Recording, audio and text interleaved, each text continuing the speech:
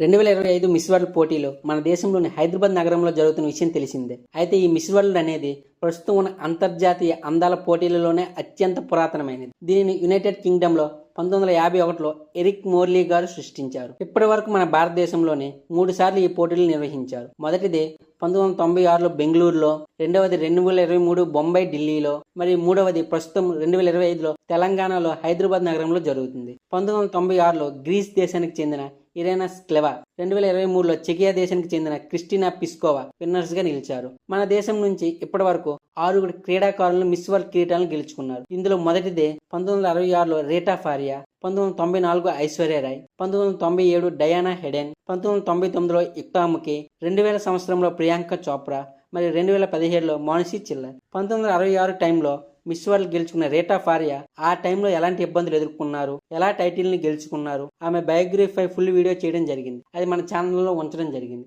ఒకసారి విజిట్ చేయండి. Thank you.